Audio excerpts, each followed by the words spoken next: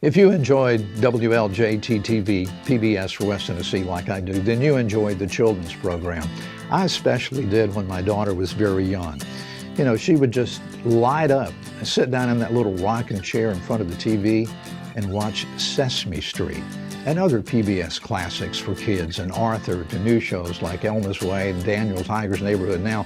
But growing up then, she was always mesmerized watching Sesame Street and sitting there and watching Big Bird and all the characters that were involved.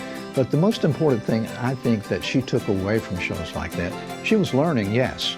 But then she would be happy to tell me what she had learned or sing along with a song. It's an early start for children when they watch programs like that. And if it's not there, they won't get it. Continue to give, make your donation, be a continuing giver, and always support WLJT-TV. We want you to give, westtnpbs.org or WLJT.org.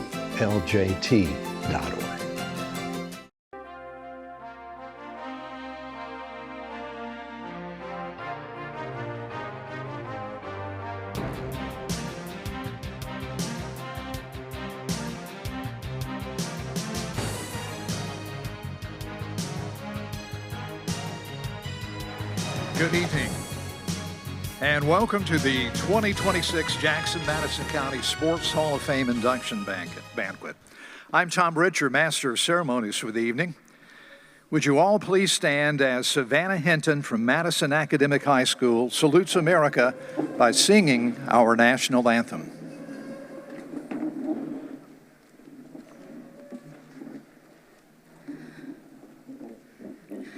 Oh, say, can you see by the dawn's early light what so proudly we hailed at the twilight's last gleaming, whose broad stripes and bright stars through the perilous fight o'er the ramparts we watched were so gallantly streaming, and the rocket's red glare, the bombs bursting in air, gave proof through the night that our flag was still there. Oh, say, does that star-spangled banner yet wave o'er the land of the free and the home of the brave?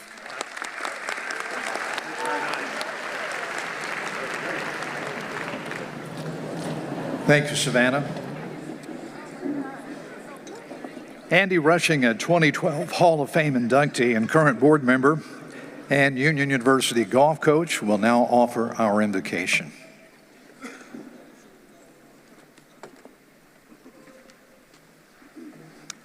Would you pray with me?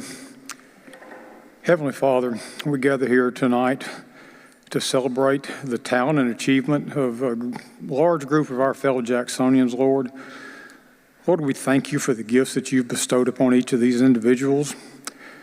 Lord, keep us mindful that these gifts and talents are indeed a gift from you. It is good and right that we honor these individuals tonight, but Lord, it is you who are worthy of our highest praise, Lord. Keep us mindful of that. Lord, I pray your blessing on each individual here tonight. I pray your blessing on the food that we've enjoyed. I thank you for Jesus and pray these things in his name. Amen.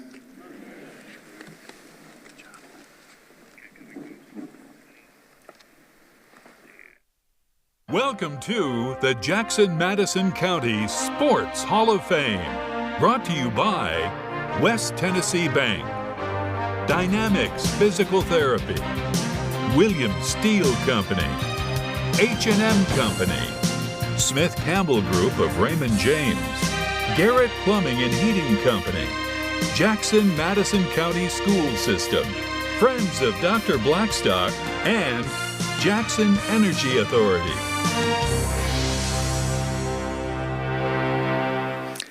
And please welcome Kurt Gehring, the current president of the Jackson-Madison County Sports Hall of Fame. He is also a 2007 inductee into the Hall of Fame.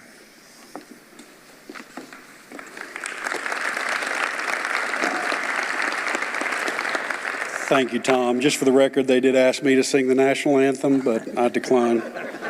Is that not awesome? Thank you. What an incredible job. So good evening and welcome to the 40th Annual Sports Hall of Fame banquet. Over the last 39 years, we've inducted 194 inductees into the Hall of Fame, and tonight we welcome 5 new ones. On behalf of the Board of Directors, we congratulate each one of you, and we look forward to hearing about your accomplishments. I'd also like to congratulate all the award winners tonight. You're going to hear about Athletes of the Year tonight, our Hometown Legends Award, the 96 state championship in girls, state champions in girls basketball, and an incredible story of our Distinguished Service Award winner, a man who I really admire. We'd like to recognize all of the prior Hall of Fame members here tonight. All these individuals have fancy jackets. If you'll stand up and be recognized, please.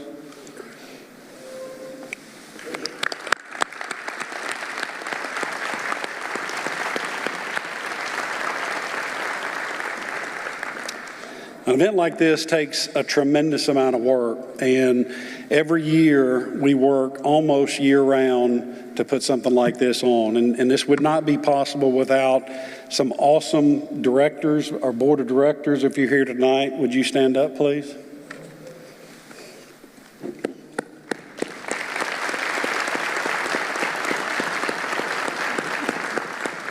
And I can't see out there very well, but Miss Beth Sedberry, if you'll stand up.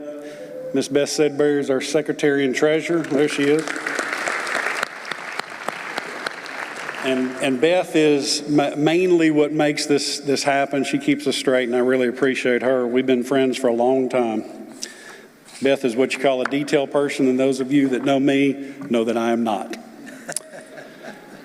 Next, we'd like to welcome our speaker, Mr. Bob Kessling. Appreciate you coming tonight, and I look forward to hearing your story, and I know you've had an amazing career.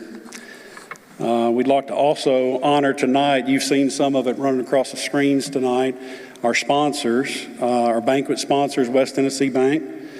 Our speaker sponsor is William Steele and the HM Company, Inc. Reception sponsor is the Doubletree. We have a guidance counselor and AD luncheon every year, and that's always sponsored by Rock and Dough Pizza. We appreciate them. New sponsor this year for our high school athletes of the year is Garrett Plumbing, Heating, and Air Conditioning. Charlie Garrett, if you know him, I apologize. I'm just teasing. He's a great guy. Our collegiate athlete of the year sponsor is Dynamics Physical Therapy. Our Distinguished Service Award sponsor is the Smith Campbell Group of Raymond James, Jonathan Campbell, Patrick Hewitt, and Lynn Henning. And those of you who know Lynn know who runs that group. Hometown Legend Award sponsor is the Friends of Dr. David Blackstock, who I got the pleasure to know at Union University. Our media sponsor is E+ Broadband and JEA.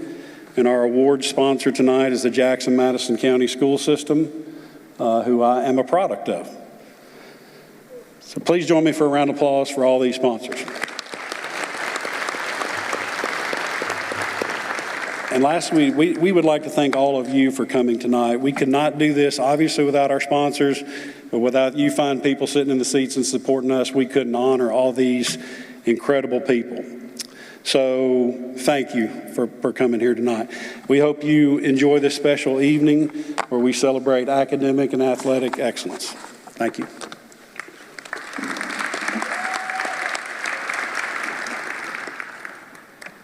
Thank you, Kurt. I want to say again, thanks for joining us to honor the 2026 class that will be inducted tonight. Our outstanding high school and college athletes and the numerous students receiving scholarship money to attend college. And as Kirk noted, I know that you're looking forward to our featured speaker who drove all the way across the state from Big Orange Country to share his wisdom on spending his life bringing all of us the excitement of the University of Tennessee games. Let's start this year and meet the High School Athletes of the Year presented by Garrett Plumbing, Heating, and Air Conditioning. From Jackson Central Mary Early College High School, Bruce Shanks and Sheriff Ward. Bruce is a district and regional tennis champion who also qualified for state and track. Bruce earned back-to-back Jackson-Madison County School System Athletic Championships in tennis. He carries a 3.5 GPA and heads to MTSU for aerospace study. Sheriff Ward, a state runner-up in the 800-meter run, earned the Cougar Award in all academic district tournament honors in basketball. She carries a 3.6 GPA and heads to UT Chattanooga, and she will study biology. Jackson Central Mary's Athletes of the Year, Michael Massey and Adriana Brown. Michael's a four-year starter for football with 2,500 all-purpose yards and 20 TDs. Michael earned all-state honorable mention and carries a 3.5 GPA. He heads to Austin Peay State University to study kinesiology. Adriana is a two-year basketball team captain and two-time Defensive Player of the Year. She placed sixth at state in the 100-meter dash. She carries a 3.4 GPA and plans to major in criminal justice. From Jackson Christian School, Eli Smith and Carol Kendrick. Eli earned all district honors in both basketball and football, passing for 1,400 yards and 18 touchdowns while hitting .387 in baseball. A National Honor Society member, he plans to play college basketball. Carol's a four-year class vice president and National Honor Society member. Carol earned all district volleyball honors and carries a 4.4 GPA. She plans to study pre-veterinary medicine at the University of Tennessee. From Liberty Tech Magnet High School, Corey Smith, an all-region and all-tournament basketball player, averaging at 10 points per game. Corey earned District 13 AA all-academic honors and ranks 15th in his class with a 3.46 GPA. Jamala Harris, who is not here, competed in soccer, track, and basketball, earning District 13 AA all-academic team honors and averaged 7 points and 3 assists per game. She carries a 3.3 GPA and heads to Tuskegee University. From Madison Academic Magnet High School, Austin Wright and Ava Torres. Austin is a three-time state qualifier in cross country and two-time qualifier in track. Austin posted a 17:38 5K personal best and earned all district honors. He carries a 3.33 GPA and heads to Jackson State Community College. Ava is soccer's all-time school leader at Madison with 134 career goals and 35 career assists. Ava was a two-year team captain, earning all West Tennessee first-team recognition. She has a 3.86 GPA and will be heading to Spring Hill College. From Northside High School, and these two athletes are not here, Lincoln Woods and Kalia Hartfield. Lincoln was a Mr. Basketball candidate. Lincoln averaged 8.3 points per game and finished his career with 1,245 points and 672 assists. He earned all district MVP honors and plans to play college basketball. Kalia Hartfield is a National Honor Society member who earned all district honors in both softball and soccer. Kalia ranks third in her class with a 3.8 GPA. She heads to the University of Memphis and will study engineering. From Southside High School, Luke Benson and Addison Dilworth. A four-year starter in golf and basketball, Luke's a four-time region golf qualifier and six-time medalist. He carries a 4.0 GPA and is heading to Dyersburg State on a golf scholarship. A two-time volleyball district MVP, Addison had over 1,000 career basketball points. Madison also qualified for state in the 100-meter dash, and she carries a 3.9 GPA, and she's undecided right now in college. From Trinity Christian Academy, Gabriel Lee and Tori Robinson are representing there as Athletes of the Year. Gabriel is TCA's all-time leader in career interceptions and single-season receiving touchdowns. Gabriel earned all-district Division II-A All-State honors on both sides of the ball and scored 1,000 career basketball points. He's heading to Ole Miss. Tori won the Division II-A State Golf Championship and set the TSSAA Girls State record with a 131 on 36 holes. A three-time all-district basketball player. She carries a 4.48 GPA and is heading to the College of Charleston. From University School of Jackson, Jackson Pugh and Sophie King. Jackson is not here tonight, I believe. At All-State Mr. Football semifinalist, Jackson rushed for 1,721 yards. He had 25 TDs. An AP scholar, and with distinction, he carries a 4.70 GPA. He scored a 30 on the ACT and eyes Tennessee or Ole Miss. Sophie King earned her all-region honors in both basketball and volleyball and was part of USJ's 2024 Division II-A State Championship basketball team. She carries a 4.43 GPA. Let's have and she's headed to the University of Oklahoma. Let's have a round of applause for our Athletes of the Year from high school.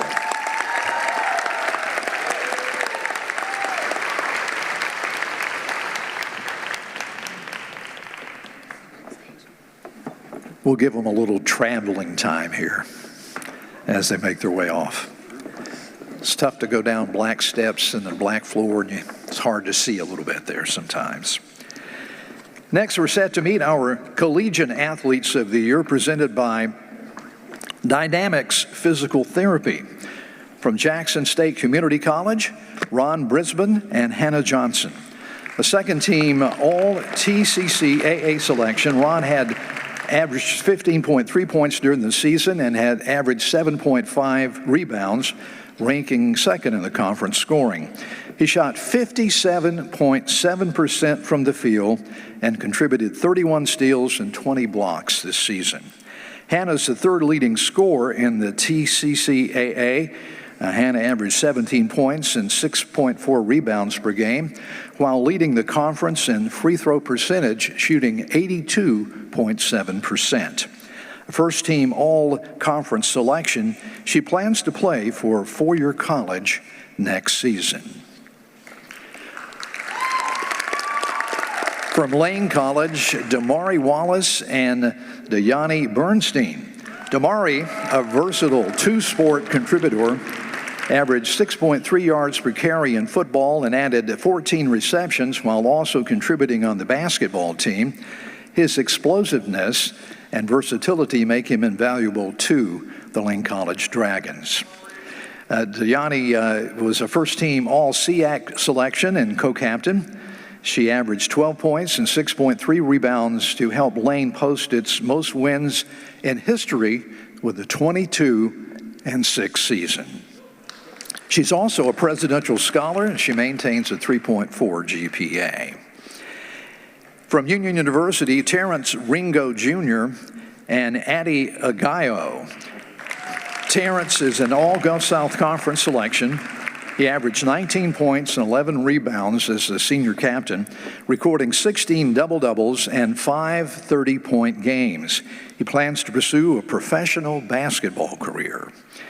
And Addie made history at Union, advancing to the NCAA Division II National Championship and posting the program's highest national meet finish, an all-Gulf South Conference and all-South Region honoree. She holds 4 of Union's top 5 6K times. Let's give all the athletes a round of applause.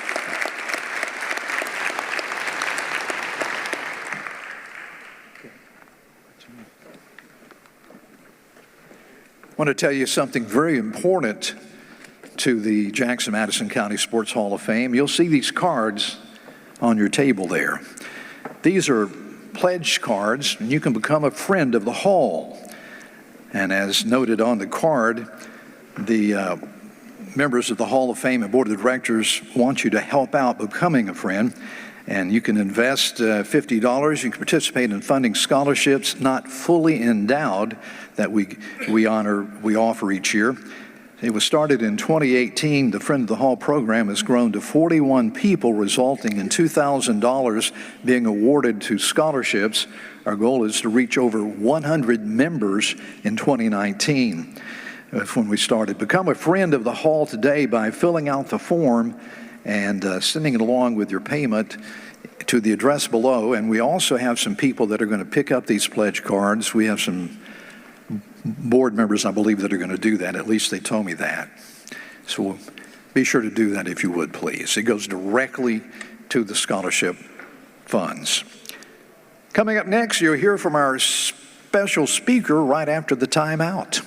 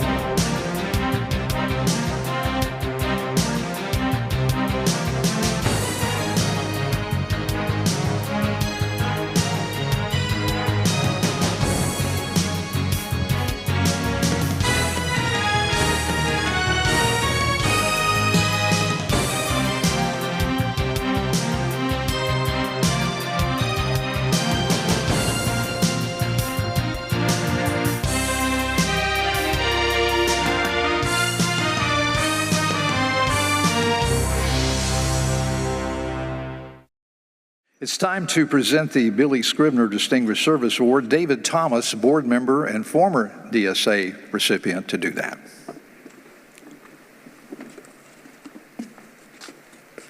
Thank you, Tom. Good evening. Does Terry need to come up here right now? Okay. The Jackson Madison County Sports Hall of Fame was 3 years old when the Distinguished Service Award was first introduced. That was 1989, and in 2014, the directors of the Hall of Fame named the award in honor and memory of Billy Scribner, a founding member, board member, president, and 1992 inductee. But it was Billy's dedication and leadership that provided the basis of what the Jackson Madison County Sports Hall of Fame has become today. Due to his legacy of service, leadership, and mentorship, Terry Smith is the 2026 recipient of the Billy Scribner Distinguished Service Award.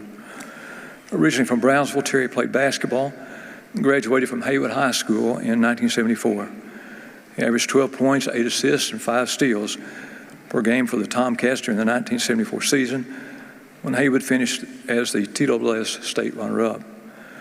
During his time at Haywood High School, Terry was named All-District, All-Regional, All-State, and High School All-American.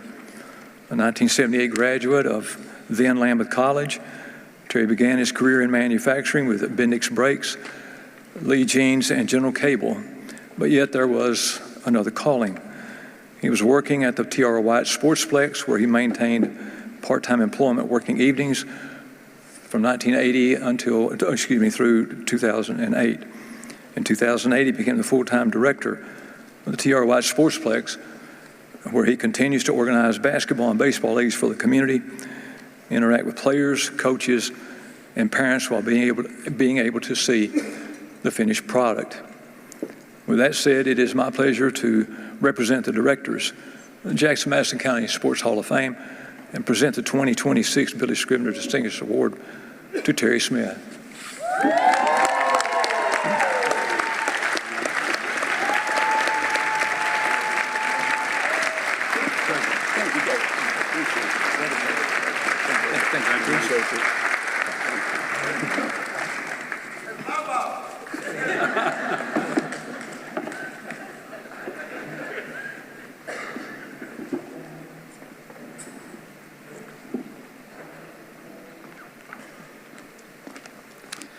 Good evening.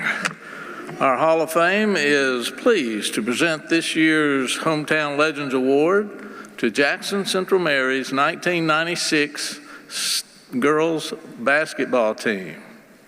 The award's purpose is to recognize and honor teams or individuals who have made an exceptional impact on Jackson's sports history, and JCM certainly did that.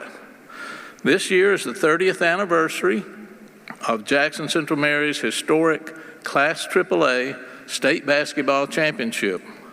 The Lady Cougars were the first Jackson-Madison County high school basketball team to win a TSSAA state title. JCM defeated Oak Ridge 70-61 in the championship game at Murfreesboro to complete a 31-2 record and bring home Jackson's first gold basketball. You may read all about that magical season in your banquet program, but let's watch this video for some highlights. In March of 1996, the Jackson Central Mary Lady Cougars, coached by Sandy Lewis Fitzgerald, made history when they became Jackson-Madison County's first high school basketball team to win a TSSAA state championship. They posted a 31-2 record and a string of thrilling victories to capture the Class AAA girls crown. JCM was ranked 19th nationally in the final USA Today Super 25 Girls Prep Basketball Poll. JCM was led by seniors Ginger Bryant, Colin Carmichael, and Meg Griffin, junior Heather Bell, sophomore Leanne Holloway, and freshman Crystal Taylor.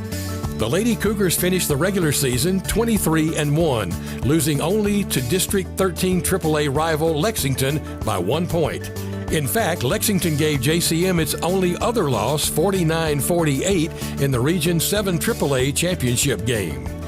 JCM beat Hardin County and Lexington to win the District 13 AAA tournament. The Lady Cougars defeated Bartlett and Haywood, but lost to Lexington in the championship. That meant JCM had to travel to Memphis Hamilton for its sub-state game. Hamilton had a 31-2 record, but JCM won 66-53 to advance to its first state tournament since 1977. In 1977, it lost in the first round to eventual state champion Mount Juliet. In 1971, at Jackson's Oman Arena, the Lady Cougars lost to Lebanon in the championship game, 56-52. It didn't look promising for JCM in 1996. The state tournament was played at Middle Tennessee State University, and in the first round, the Lady Cougars drew the state's only remaining undefeated team. Sullivan East came in 33-0. They haven't been beaten. We just hate that we're going to be the one to give them that first loss. So said Meg Griffin prior to the game. Her prediction came true when JCM went on an 18-1 run in the final 5 minutes to turn a 1-point lead into a 70-52 victory. Bryant had game-high 24 points and 7 assists. In the semifinals, JCM played Columbia Central 26-8. They needed a steal and a layup by Crystal Taylor with 9 seconds left to clinch a 41-39 victory. Bryant had 15 points, 14 rebounds, and 5 blocks. It got no easier in the championship game. JCM faced perennial power Oak Ridge 32-1 and trailed by 9 points late in the third quarter. But Griffin triggered a 22-2 run that sent the Lady Cougars to a 70-61 victory and the Class AAA state championship. This is the greatest feeling in the world, Griffin said after the game. She scored 10 of her 14 points in the second half and had 7 steals and 3 assists. Carmichael scored 7 of her 20 points during the pivotal run.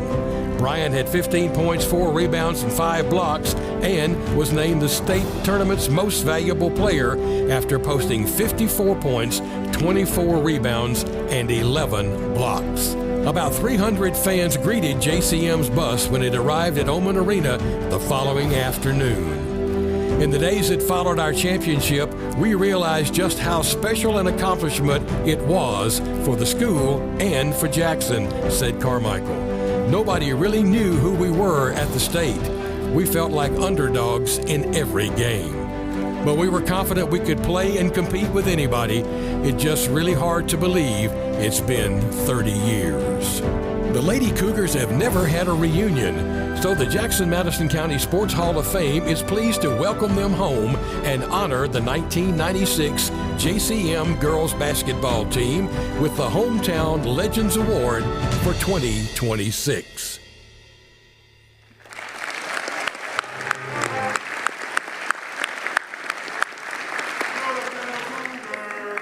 The team roster is printed in your banquet program, and we ask that all players, coaches, and managers in attendance please stand as we give you a warm reception.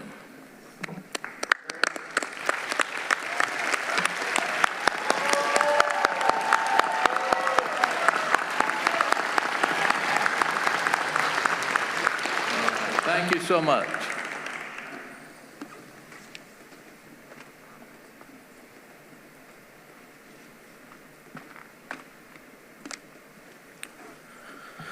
The purpose of the Hall of Fame is to honor, preserve, and perpetuate the names and accomplishments of outstanding athletes and other sports personalities who are native to Madison County. My name is James Kirkland, and I'm a member of the Board of Directors for the Jackson-Madison County Sports Hall of Fame. And I've been asked to take a moment to speak to you about two very important ways that you can help support the Hall of Fame. First, as Tom has already mentioned, to further ensure the continued viability of the Hall of Fame, the Board of Directors created the Friends of the Hall. The program allows supporters to make an annual contribution to help support the Hall. And this year, the Friends of the Hall program has already added over $5,000 in income, which will help ensure the success of this year's induction. So if you're interested in participating, there is a card on your table and more information is in your program. Secondly, I'd like to draw your attention to page 59 of the program, where you will find an inductee nomination form. And we need your help. If you know of individuals who meet the qualifications and are deserving of induction into this Hall of Fame, please help us by nominating them. The qualifications for induction are inconveniently then listed on page 32 of your program. If you have questions about the process, though, please reach out to the Hall or one of the board members. There are plenty of deserving inductees in our community, and we ask that you help us to identify them. Thank you very much.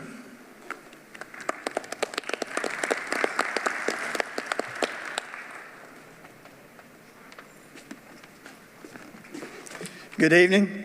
My name is Bob Smith, and I'm also a member of the Jackson-Madison County Sports Hall of Fame Board of Directors.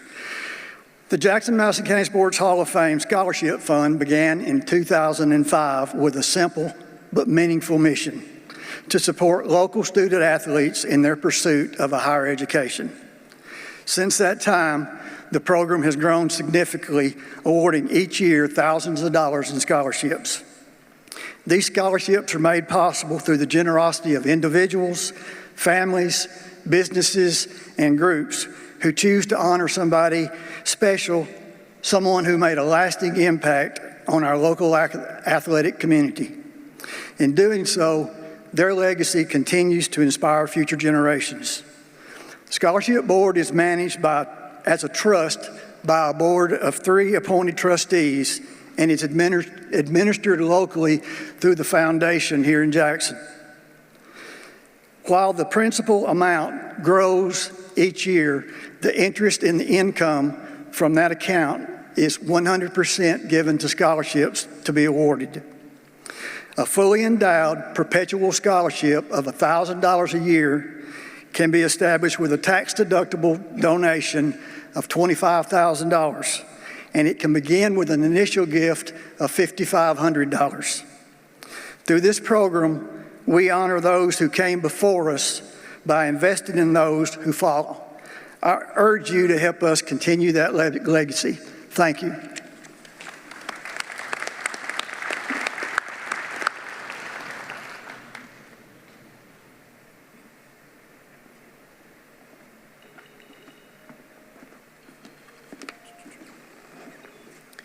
The Billy and Margie Scrivener Scholarship honors their dedication to the Jackson-Madison County Sports Hall of Fame.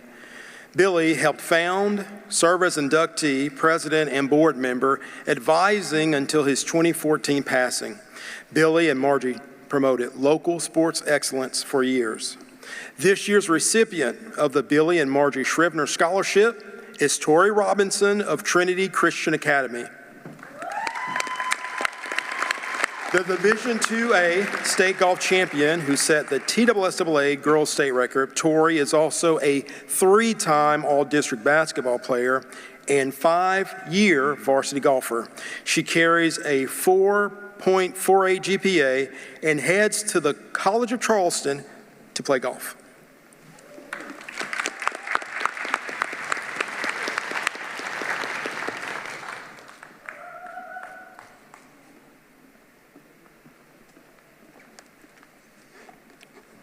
The Jimmy Carey Memorial Scholarship supports local student athletes who excel in sports and academics. A 2016 Hall of Fame inductee, Jimmy was a standout baseball player and coached USJ to 3 state titles. This year, the Jimmy Carey Memorial Scholarship goes to Drew English from the University School of Jackson. A first-team All-State kicker and two-sport team captain, Drew was the soccer's district MVP and played in the TACA East-West All-Star Game. A National Honor Society member, he carries a 4.09 GPA and plans to attend Mississippi State in the fall.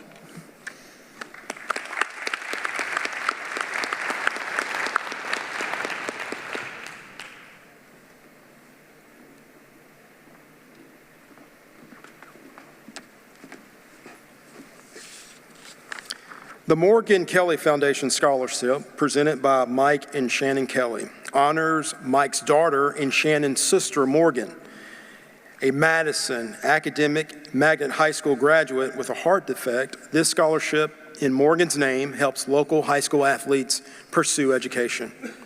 The 2026 Morgan Kelly Foundation Scholarship is awarded to Ava Torres from Madison Academic Magnet High School. The school's all-time scorer with 134 career goals and 35 assists, Ava was a 2-year team captain and All-West Tennessee first-team honoree. She carries a 3.86 GPA and heads to Spring Hill College.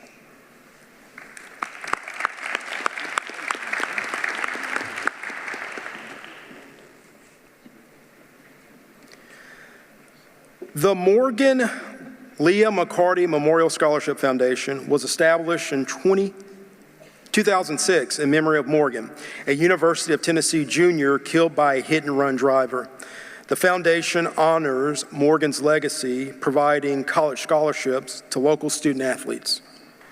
This year's Morgan McCarty Memorial Scholarship recipient is Sophie King from the University School of Jackson.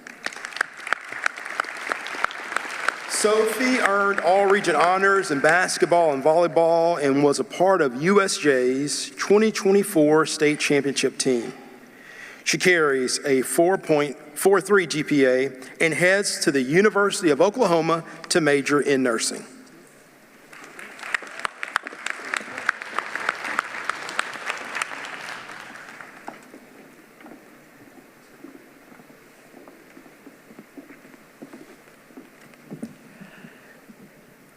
The R. Bradley Hancock Award is given annually by the Hall of Fame Board of Directors as a memorial to former board member Brad Hancock.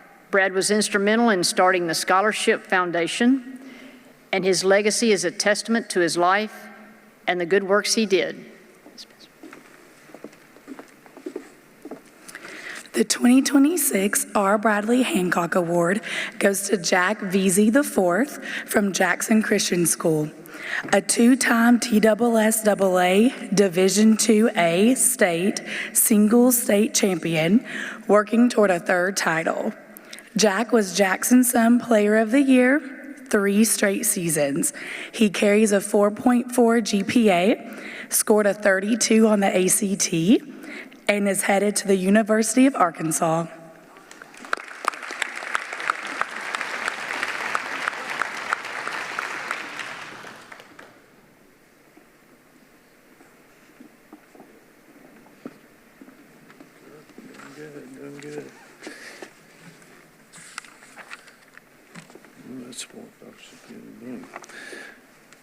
The Richard Ross Scholarship honors my father, Richard Ross, who was a longtime football coach at Jackson High and Jackson Central Mary, and Hall of Fame inductee in 1993. The scholarship was set up by his former players and friends when he passed away in 1993. This year, the Richard Ross Scholarship is presented to Joe Northern from Jackson Central Mary Cougars. Joe is a four-year football captain and the first lineman honored as a Game of the Week MVP. Joe has been selected Mr. JCM and ranks #1 in his class. And he's going to college, study physical therapy, and help more athletes. Joe Norton.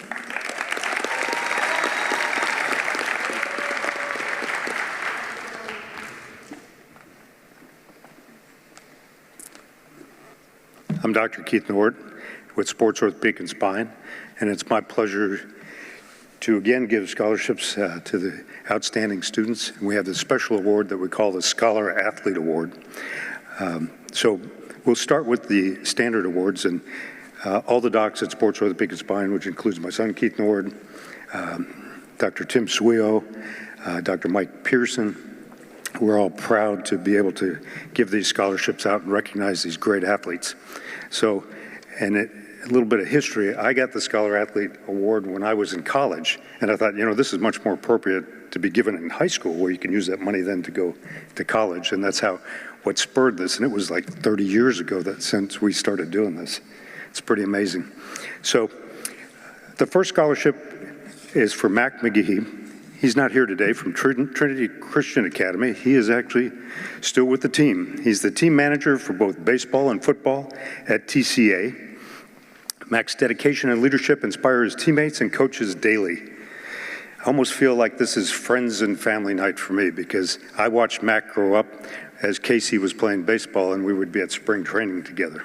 So it's pretty amazing to see him, and I wish him the best. He lives with his disability, but he's a tremendous person, and he strives so hard to do things, and he pushes himself to the fullest potential and carries a 4.13 GPA. Congratulations, Mac. The second scholarship is for Samuel Latham from Madison Academic Magnet School. He has a perfect 36 ACT score and a 4.0 GPA. Samuel helped his soccer team win the 2023 state title while competing in 4 cross-country state tournaments. He's an Eagle Scout, which also holds a special place in my heart since 2 of my sons are Eagle Scouts. And he's headed to Samford University. Congratulations, Sam. So the special award that we have is the Sports Orthopedic and Spine Scholar Athlete Award, and that's presented to Charlie Redden from University School of Jackson.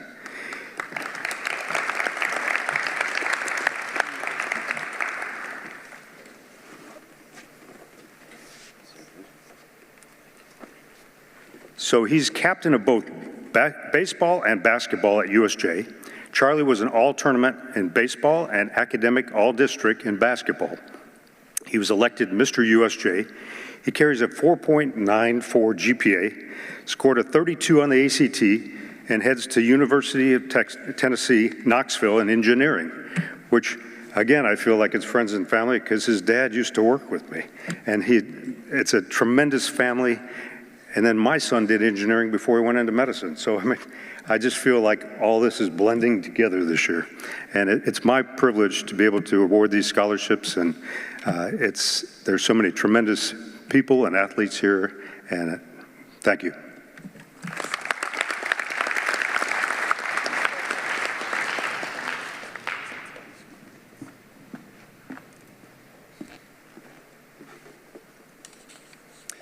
It's only been 6 months since we lost Ted Austin, a precious man, somebody that I miss every single day.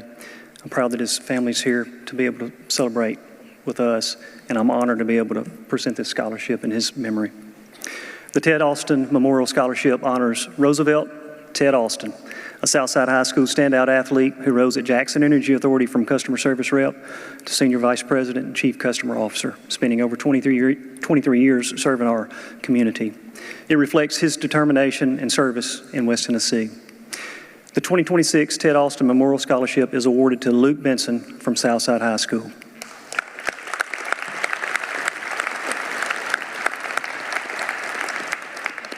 A four-year starter in golf and baseball, Luke is a four-time region golf qualifier and six-time medalist. He carries a 4.0 GPA and heads to Dyersburg State Community College on a golf scholarship.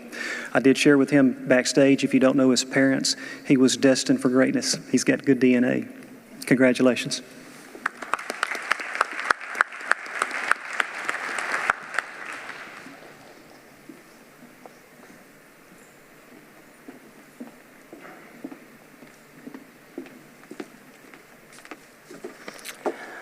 The Terry Moore Memorial Scholarship honors Umpire-in-Chief Terry Moore of the Jackson Sportsplex from 2006 until 2018. He was a dedicated coach, teammate, and mentor, and he built youth community sports programs across West Tennessee for decades. This year's Terry Moore Memorial Scholarship is awarded to my new BFF, Bruce Shanks from Jackson Central Mary Early College High. He's a district and regional tennis champion who qualified for state in both tennis and track. Bruce earned back-to-back Jackson-Madison County School System athletic titles in tennis. He carries a 3.5 grade point average and heads to MTSU for aerospace, safety, and dispatch.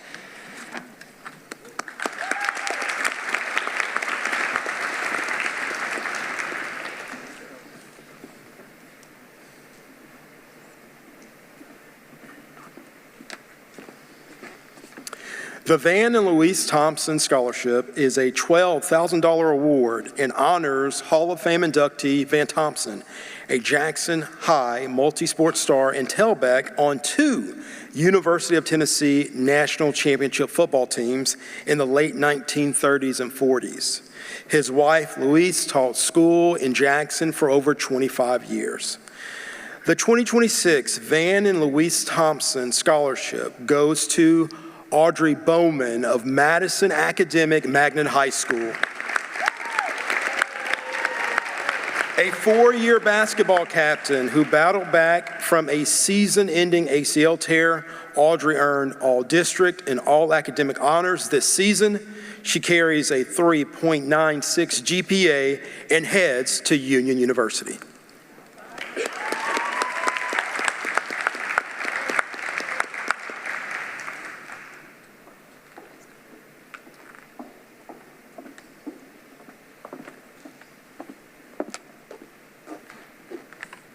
The Will Piva House Memorial Scholarship honors his memory as a devoted family man and avid golfer. Established by his family, it assists young athletes with their college expenses. This year, we are giving two $2,500 scholarships. The first scholarship is presented to Miller Hornsby from Southside High School. Miller is a four-year team captain with a 2.1 career ERA and 175 strikeouts. Miller was All-District twice and Pitcher of the Year twice for Southside. He carries a 3.97 GPA and has signed to play baseball at Ball State Community College. Congratulations, Miller. Our second $2,500 scholarship recipient is Kalia Hartfield from Northside High School. Kalia is a National Honor Society member who earned all district honors in softball and soccer. She ranks third in her class with a 3.8 GPA. She plans to attend the University of Memphis to study engineering. Congratulations, Kalia.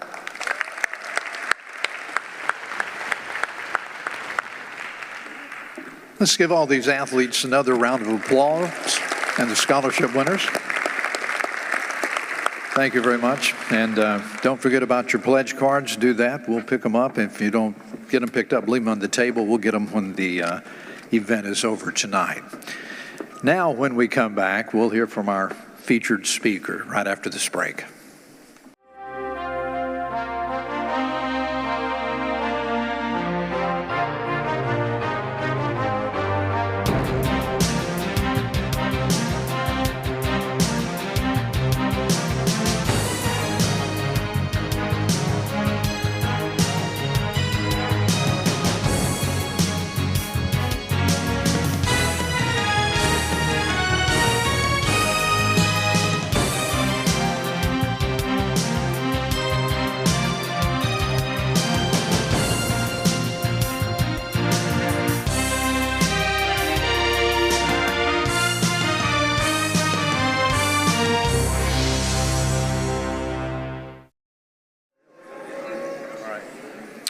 Welcome back. Our distinguished guest speaker for tonight is Mr. Bob Kessling, a legendary radio voice of the Tennessee Volunteers for 26 years. There's more about Bob in your program, but I'm going to give a brief introduction of him. From his start as a walk-on on the football team in 1972 to becoming the voice of the Vols in 1999, following in the footsteps of John Ward, his career has been a testament to dedication and passion to the University of Tennessee in sports.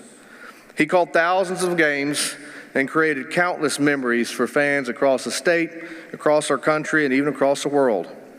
A member of multiple Hall of Fames, including the Tennessee Radio Hall of Fame, Bob's impact extends beyond the booth. He has been a tireless community leader, serving on boards such as Goodwill, the Leukemia and Lymphoma Society, and the Knoxville Sports Hall of Fame. As far as I know, in over 50 years, he's one of only 3 people to say on the radio, "It's football time in Tennessee," or something like that. See, I shouldn't have tried it. Please join me in welcoming Mr. Bob Kessling.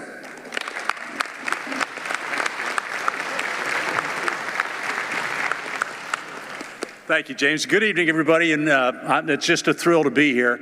And I congratulate all our award winners, all our scholar athletes. That was inspiring to hear their stories and just how much athletics and academics can blend together and help our young people, and we need to keep supporting them. And thank you for all you're doing for those scholarships.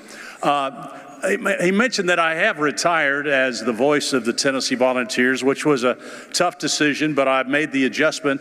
I've been out now for a year. My wife has put very stringent restrictions on me. I can only watch 1 hour of Seinfeld a day. And I'm now a professional grandpa Uber driver. So I take my grandkids to soccer games and baseball games and all over the place, which is one of the reasons I decided to retire. I've been blessed to be able to come to Tennessee, to be in Tennessee, not have to move my family around, and do a lot of great things in broadcasting. I grew up and was an okay high school football player up in Dayton, Ohio, and when I decided that when I got done playing in high school, I was going to play college football somewhere, and I was recruited by some small schools in Ohio. And I had one of my best friends, his dad knew Ray Mears, when Mears was the basketball coach at Wittenberg, which is in Springfield, just outside Dayton.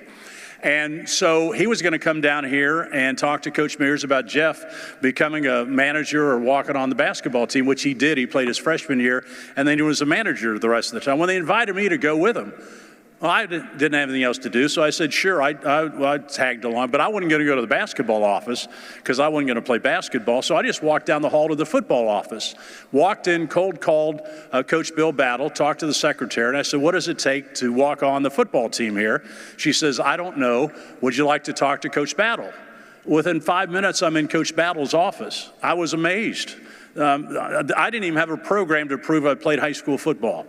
So Coach Battle talked to me. They walked me down to the freshman running back room where Kurt Watson and Don McCleary were the freshman running. We had freshman football back then in '72. And they showed me the film about Condridge Holloway and what the offense was going to be and what the fullback did. And I was amazed that they were taking some time, all this time to spend with a nobody. And then they walked me back down to Coach Battle's office and he handed me a workout sheet.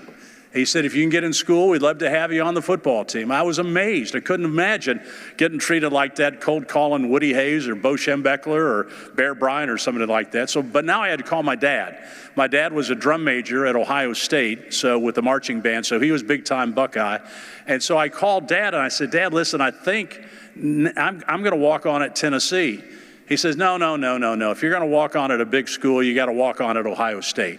I said, but Dad, it's cheaper for me to go to Tennessee out of state than it is to go to Ohio State in-state.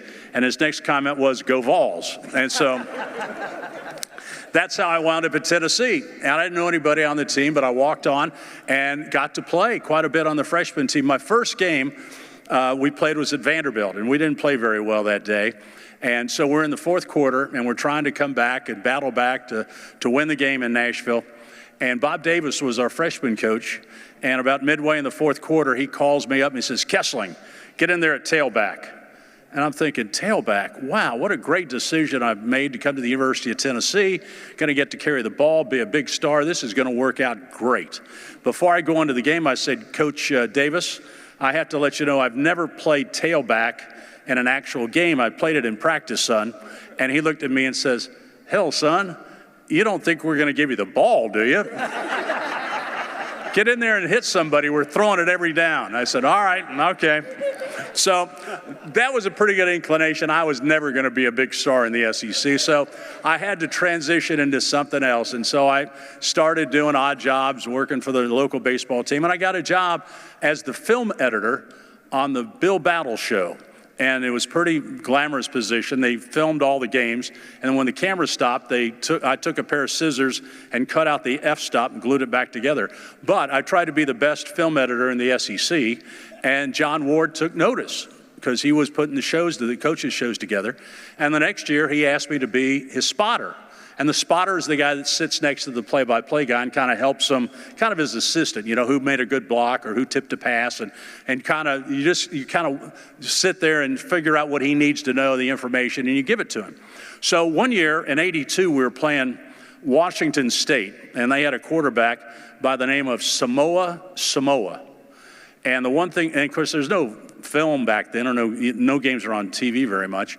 And they said the key thing about Samoa, he could throw equally well with both hands.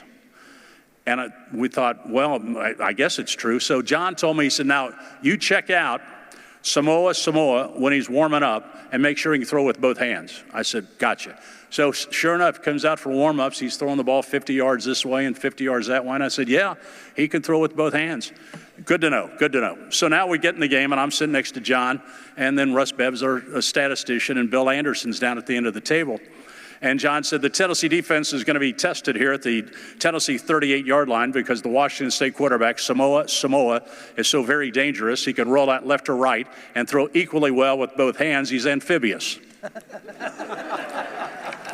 John never broke stride, just kept going. And Bill Anderson said, he's a what? What did you say? And I was laughing because I said, there's Martha is down there and her husband's telling her, Martha, we can't win this game. John says they got an amphibious quarterback. We can't win this game.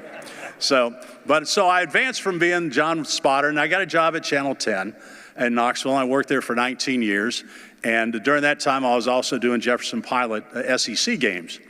And I learned a little bit about live TV and thinking on your feet when things don't go right. We had a contest in 1985 called I Beat the Best. And the Knoxville Journal came in and said, here's what we're going to do. We're going to have 10 games. If you pick all 10 games right, we're going to put it in the newspaper, and then you mail it in. If you got all 10 games right, you get entered for the drawing to go to the Sugar Bowl. And they said, what do you think? I said, well, it's a great contest. Tennessee's picked to finish 5th or 6th, but somebody will like watching Georgia or Alabama playing the Sugar Bowl. Yeah, let's go ahead and do it. Well, 85, if you remember, turned out to be a magical season. And Tennessee beat Auburn and Bo Jackson, and they beat Alabama. Now they're on track to go to the Sugar Bowl. Well, our contest blows up.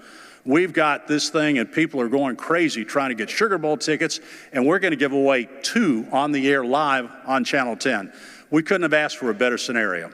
So we had all these extra entries now that are coming in, enough to fill up a dump truck. So they pulled a dump truck into our studio, And now on live TV, we're going to make the drawing. We get Russ Bev in the back of the dump truck, and he's going to pull out the winning entry to a trip to the Sugar Bowl. So I said, okay, Russ, go ahead, reach down there, pull out a winner. He reaches down and pulls out James Stevens from Petros, Tennessee. Petros, Tennessee is the home of Brushy Mountain Prison, if you didn't know. That's where James Earl Ray was housed at that time. And so I said, well, can't be somebody, it can't be. So let's call James Stevens and see how he's doing. So call the phone, ring, ring, ring. Guy answers the phone, Brushy Mountain. Hi, this is Bob Kessling on Channel 10. Is there a James Stevens there? Yeah, he's here. Is there any way I can talk to him? Not right now, he's in solitaire. I said, is there any way he might be getting out in time to go to the Sugar Bowl? Not a chance in hell. I said, okay, thanks a lot. We'll have the weather coming up next. True story. We had to pay the guy the cost of the trip because he won it fair and square. We picked out another winner. We gave them the trip. Got a lot of publicity, but I learned how to think on my feet during live TV, so it was something else. Athletes, they're problem solvers. They got to figure out how to block that guy in front of them, how to get around their man, and how to get a rebound, how to box out. They got to learn how to run faster than the other guys. They got to learn how to make putts. They got to learn how to do a backhand in tennis. They got to do a lot of things. It's amazing to me to watch great athletes as they perform on the field. That's what the thrill of it is. When I was growing up, I was not a very good athlete, but I did the best I could. But when I started doing games on the Vol Network, I was amazed at just how good the athletes were and how hard they had to work. You get to see them in practice, and you see how much they put into it. But you got to be a problem solver. Lou Holtz, the coach at Notre Dame that we just lost, and I heard him tell a story one time about being a problem solver. He was taking a math class in high school, and the teacher walked around, and she's giving out the tests. And she says, if I see anybody cheating on this test, I'm going to take 10 points off your grade without asking any questions. So she passed out the test. As soon as she passed them out, Lou Holtz reaches under his desk, pulls out his math book, starts writing down answers. And the teacher turns around and says, Lou Holtz, what are you doing? He goes, Teach, I'll take a 90 and head to the house. I'm good. I mean, I got no problem with that at all. So you just see guys that make these things. Two quick things and I'll close. Everybody asks me all the time, what was your favorite game? What was your favorite game? Well, there were a lot of them. Tennessee beat Memphis to be the #1 team in basketball over in Memphis. When Tennessee won in the Orange Bowl down there and beat Miami, broke their long winning streak, the 6 overtime win against Arkansas, the 5 overtime win against Alabama, they're all great.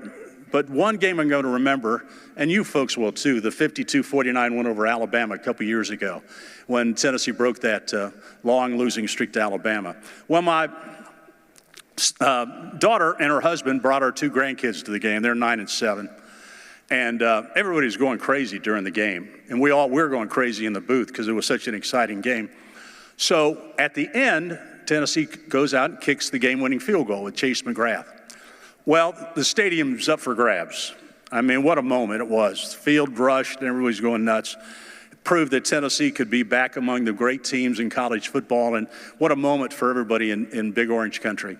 Well, my daughter, when the kick went through the goalpost, how it knuckled through, I still don't know, but it made it through. She looked around and our 7-year-old grandson, George, was gone. Didn't know where he was. Could have been on the light tower, had no idea. And she looks across the aisle and about 4 seats down, there's George on the shoulders of this guy, jumping up and down, high-fiving each other. And I asked Allison, I said, Allison, did you even know that guy? Nope, never seen him before in my life. I said, well, what happened? He said he saw George trying to see the game, and he was looking around and couldn't see the game. And he picked him up and said, young man, you're going to remember this play for the rest of your life. Put him on his shoulders so he could see the kick go through. I'll remember that game for the rest of my life. Just so many stories I've heard about people that night that were so excited, and just what a moment it was for Tennessee fans. And there's one other game. When my last year, we do the Big Orange Caravan. We've been to Jackson before here doing it and bring the coaches around and sign autographs. And they told me there was a young man that wanted to meet me. And that's pretty common for that thing because it's basically a big autograph session. So they walked me to the front door, and the young man was sitting there with a cane. He was blind, 22 years old. And they introduced me to him, and he said, Bob, I've always wanted to meet you. He said, you're my lifeline for Tennessee sports. I hang on every word you say because I can't see, but I listen, and I soak in everything that you guys do on the Vol Network, and it's such an honor to meet you. I said, well, Ryan, thanks. I don't see anybody with you. How'd you get here tonight? He said, I Ubered. I Ubered over here. He said, I Uber every place. I said, well, that's pretty amazing. We're going to make sure you meet the coaches. He said, well, I'd really like to meet them and get their autographs. And I said, have you ever been to a game, football game at Tennessee? And he said, no, never been. I said, would you like to go? He said, I'd love to go. So we're going to make that happen. So I got him a press pass, and I got his grandmother and her husband 2 tickets. So they bring Ryan and they put him in our booth. And so he sits there during the game. Now he's got one of the headsets on his ear so he can listen to the broadcast, and then he's got the other one off so he can hear the band and the crowd and all the noise that goes with going to a Tennessee football game, because he'd never been able to experience that before. And so occasionally during the broadcast, I'd look back up there, and Ryan had this big smile on his face. And so we get done, and I had to go down to the locker room to interview Coach Heupel. And so when I was leaving the booth, I said, Ryan, did you enjoy the game? He says, oh my gosh, it was great. He said, I could feel it in my body, in my chest when they ran through the tee. It was so exciting, and the fireworks, and I'd never heard the band play at halftime. It was just so great. I said, well, Ryan, I'm glad you had such a good time tonight. He said, Bob, this was the greatest night of my life. Pretty amazing. Pretty amazing. And all I did was get him a press pass. It's amazing when you pay it forward. You get a lot more out of it than maybe they do. And a lot of these athletes tonight, and a lot of the people that have been honored, they've been doing things and paying forward and doing special things all their life, and we need to keep encouraging them. One last thing, everybody keeps asking me too about, what about the NIL? What about all the portals? What about the transfers? And all I say to them is, there was a time when they made a decision that guys would put on leather helmets and play football. They thought that would make them soft. And then they put on face masks on football helmets. Well, and then the forward pass. How can football survive with the forward pass? And then in the 50s, they come out and say, we're going to give scholarships, athletic scholarships. You're going to pay kids and pay to play football? You're going to do them play basketball? You're going to do that? And then in 72, there was a thing called Title IX. You're telling me that they're going to give all this money to women's athletics and take it away from football? We can't do that. Well, what's happened to women's sports? They've exploded. And they're as popular, and so many young girls are getting into sports. It's incredible, and that's because of Title IX. Well, now we've got NIL. All I can tell you is that in 10 years, Tennessee's still going to play Alabama in football. Ohio State's still going to play Michigan. We're still going to have the NCAA basketball tournament. I don't know what it's going to look like, but in 10 years, we're going to have all of this, and it's probably even going to be bigger than it is now. So all I can tell you, keep encouraging your young people to play athletics. Athletics is such a character builder for our young people. It teaches them discipline. It teaches them hard work. It teaches them that there is a difference between winning and losing, and the feeling of winning is so great. And when you lose, you just try and buckle up and make sure that doesn't happen again. So keep supporting this Hall of Fame. Keep supporting the scholarships they give out, and keep rooting for your local athletes, and encourage people to get involved. Join booster clubs. Do everything you can to help our young people take a step forward, because being a student athlete is a special, special thing. Thank you so much, and congratulations to all our inductees tonight. Appreciate you. Thank you.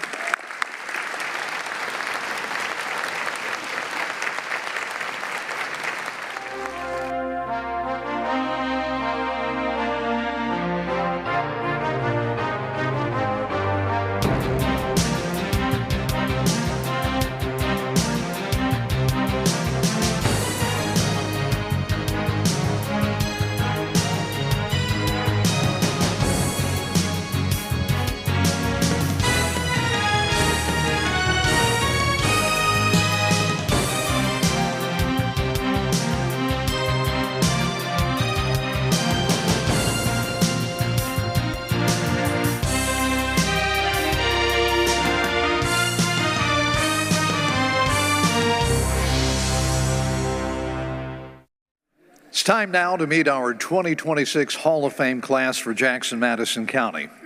First up, a Jackson native, Brett Barry, who knows his way around the greens. Let's take a look. Brett Barry, a Jackson native, is honored for his award-winning achievements as a golfer at Union University, Jackson Christian School, and present-day tournaments.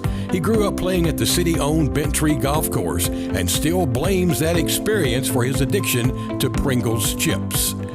Bent Tree taught me how to get out of bad situations, he said. I learned how to hit off of tricky lies and uneven lies, and that made a difference. Barry has one of the most decorated careers in the history of Union Bulldog athletics.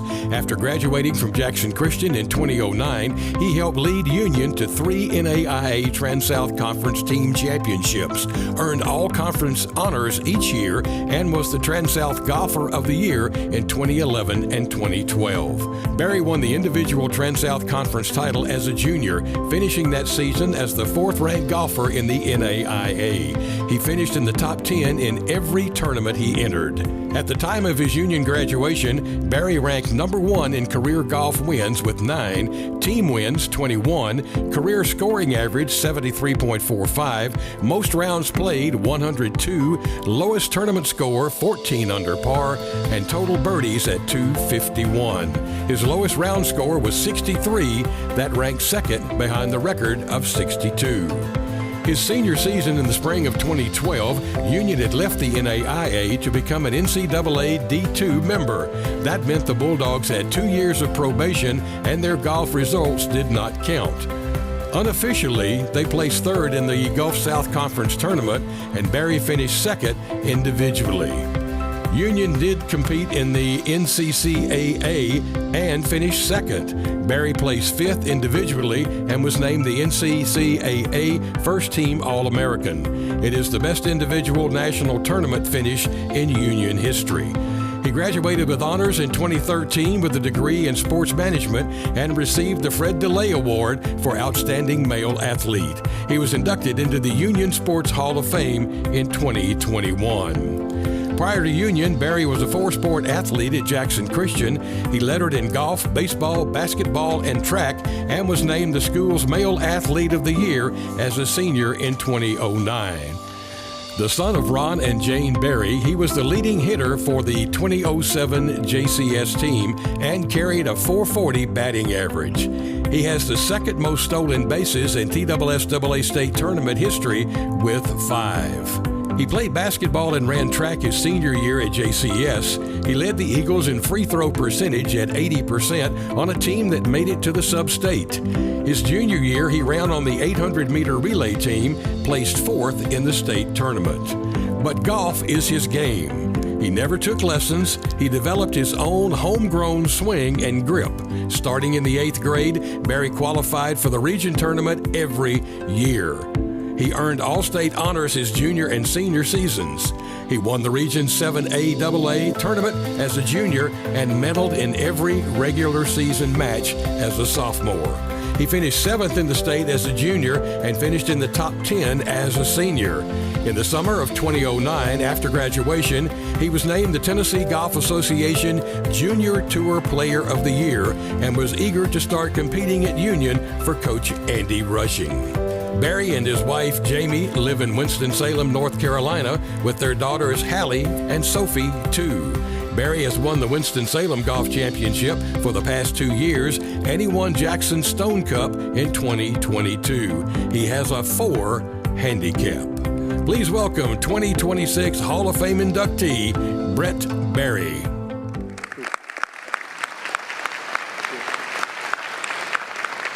Thank you. It is an honor to be chosen for induction of this Hall of Fame. I want to congratulate all my fellow inductees.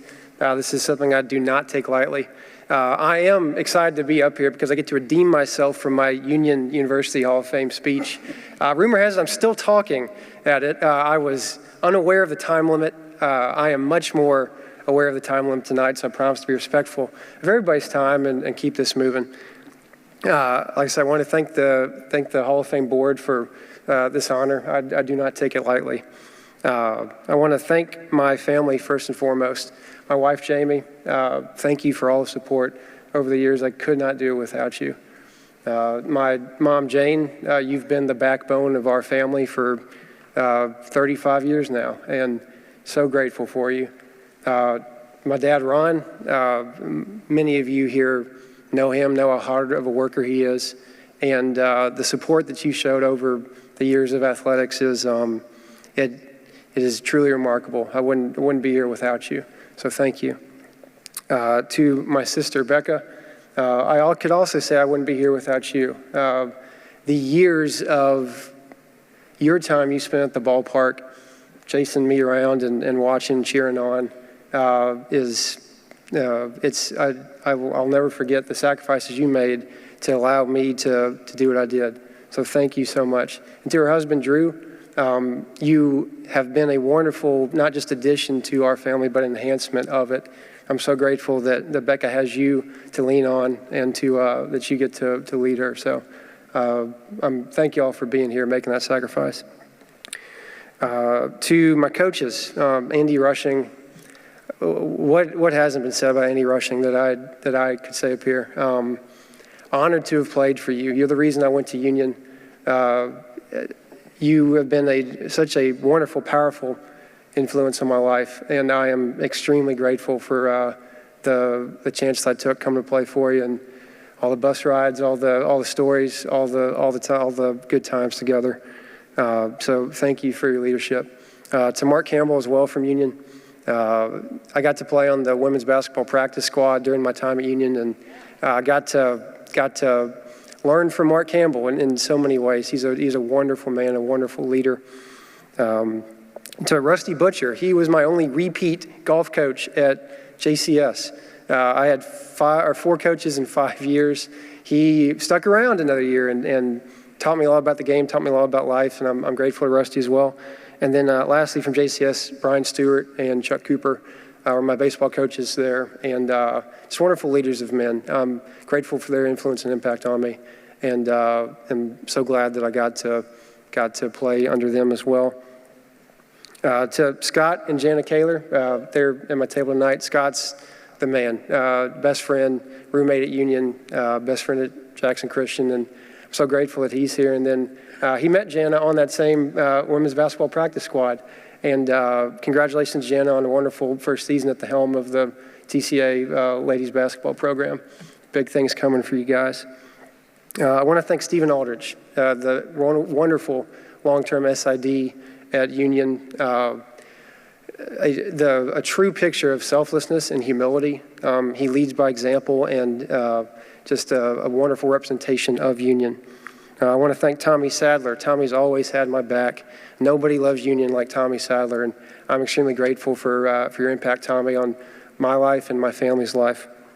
Dr. Julie Powell from Union University, no longer at Union, but I am so grateful that she was a part of my 4 years there.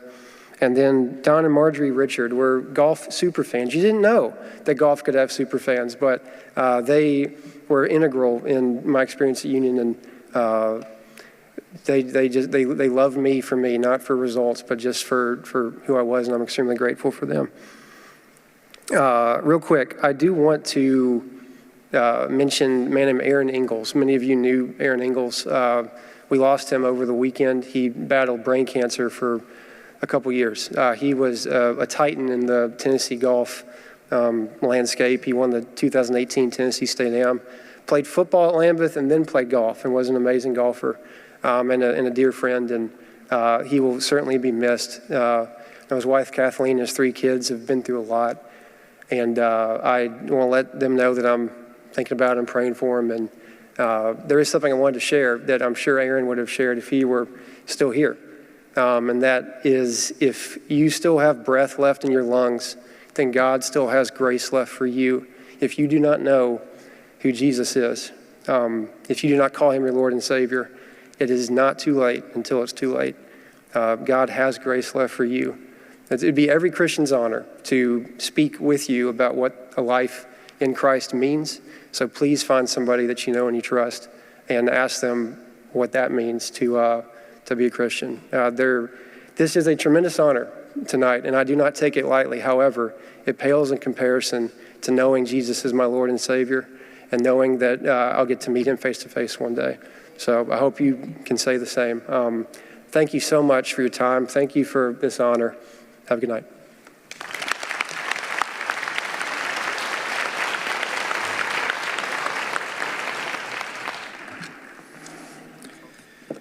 Our next inductee had an outstanding high school softball career at Southside and went on to college, where in her first start, she threw a no-hitter. And then before the season was over, she topped that feat by throwing a perfect game. Never heard of that before. That's pretty great. Let's meet Kayla Beaver. Born and raised in Jackson, Kayla Beaver is honored for her accomplishments as an elite softball pitcher at Southside High School, Central Arkansas, and Alabama. The daughter of Shane and Jessica Beaver, Kayla grew up loving two things aside from family: softball and the University of Alabama Crimson Tide. As a little girl, she went with her parents to Tuscaloosa to watch Alabama teams play. That was about the time Beaver was falling in love with softball, and she told people she was going to pitch for Alabama one day. That prediction eventually came true. After healing from a broken leg, she played in the county league at Melissus, and her mom was the coach. After the first practice, Mom discovered there were no pitchers on that team. In the parking lot, a gentleman walked up and offered a coupon for a free pitching lesson. Kayla didn't want to go, and she cried the entire drive there. When they arrived, Coach B promised me a milkshake if I would give him just 30 minutes, she said. In the middle of the lesson, he told my dad I was a natural. After a milkshake, the rest is history. At Southside High, Beaver developed into one of the most dominant pitchers in West Tennessee. Her senior season in 2019, she had a 22-9 record with 233 strikeouts and a .88 ERA. She led the Lady Hawks to the first state tournament appearance. She was All-State, All-Region, and the Jackson Sun's West Tennessee Softball Player of the Year. Beaver signed with the University of Central Arkansas. In her first collegiate start, she threw a no-hitter against Jackson State. Before that shortened COVID season was over, she added a perfect game against Alcorn State. She finished with a 7-1 record, a 1.07 ERA, and a strikeout-to-walk ratio that ranked 5th in the country. Over the next 3 seasons, she rewrote the UCA record books. She holds the all-time program record for ERA at 1.96 and finished second all-time in wins with 74 and third in strikeouts with 514. She threw 65 complete games, 23 of which were shutouts, second in UCA history. In her redshirt junior season of 2023, she was a unanimous pick on the All-Atlantic Sun Conference first team, led the Bears to the conference championship, and was all-tournament and all-tournament MVP. Beaver went 25-7 that year with a 1.15 ERA and 194 strikeouts. She led Central Arkansas to the NCAA tournament. That's where Alabama head coach Patrick Murphy got his first long look at a pitcher he'd soon be calling his own. Beaver entered the transfer portal after the 2023 season ended and made 2 visits. She chose Alabama. In her Crimson Tide debut, she pitched a no-hitter against Villanova, the 3rd no-hitter of her career, striking out 14. She earned the NFCA All-America honors and was named All-Southeastern Conference. She stood out in the NCAA tournament against the top-ranked Tennessee team. Beaver pitched all 3 games, allowed just 3 runs over 15.1 innings. That included 10 consecutive shutout innings of relief in the decisive Game 2 victory. She finished her college career with a 93-32 record, 1.56 ERA, and 699 strikeouts over 802 innings pitched. That included 159 appearances. She earned her master's degree from Alabama in August of 2024. She signed with Athletes Unlimited Professional Softball to continue her playing career. Please welcome 2026 Hall of Fame inductee, Kayla Beaver.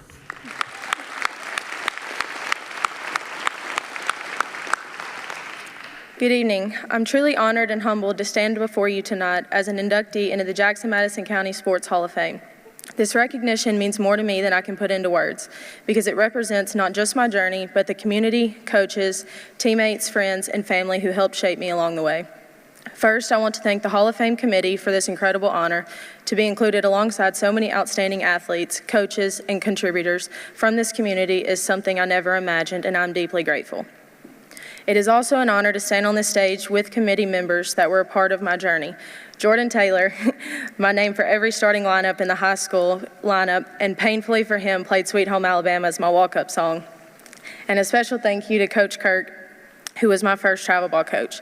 To my family, thank you for everything. Thank you for the early mornings, long drives, constant support, and for always being there no matter what. Your encouragement and sacrifices made all of this possible, and I wouldn't be here without you.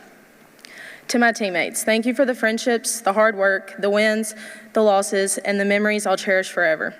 Any success I had was because I was surrounded by people who made me better every single day. I owe so much to my coaches over the years. Thank you for believing in me, pushing me when I needed it, and teaching me lessons that went far beyond the game. You taught me discipline, accountability, resilience, and what it means to be part of a team. Those lessons have stayed with me long after the final out. Jackson and Madison County have always been a special place to compete and grow. This community takes pride in its athletes, its programs, and its people, and I'm proud to have been a small part of that tradition. From starting out at Melissa Civic Park to Pope Field to the Sportsplex and then to Southside High School, those dirt fields built my foundation. As shared, I was fortunate to continue my softball career at both the University of Central Arkansas and the University of Alabama, and both experiences left a lasting impact on me. At Bama, I had the opportunity to compete at the highest level of collegiate softball. Wearing that uniform, stepping onto the field, and representing such a storied program was something I will always be proud of. The memories of intense practices, road trips, packed stadiums, and competing alongside incredibly talented teammates are moments that I'll never forget. Being part of that environment taught me what it truly means to be prepared, to be mentally tough, and to hold yourself to the highest standard every single day. To those years that weren't just about the wins or losses, they were about growth, friendships, and learning how to handle pressure, adversity, and expectations. Finally, to the young athletes here tonight, keep working, keep believing, and never underestimate where dedication and passion can take you. Every time you put on a jersey, it should feel a little heavy. It's heavy with the early mornings when no one else wanted to get up. It's heavy with the expectations of teammates who trust you, coaches who push you, and families who sacrifice so you can chase a dream. It's heavy with the history of people who wore it before you and the responsibility to leave it better for the ones who will wear it next. The jersey feels heavy because it represents commitment. It represents choosing discipline over excuses, courage over fear, and belief over doubt. There will be days when you question yourself, when the pressure feels louder than your confidence, but that weight is not meant to break you, it's meant to build you. The 14-inning elimination game that I pitched against the University of Tennessee prior to the final game that took us to the World Series was heavy, but every pitch was for the weight of the jersey. It was my fight to wear that jersey another day. It was for the name on the front and the weight of my dream. Enjoy the journey. It goes by faster than you think, and one day you will want to wear that jersey and feel that weight again. Thank you.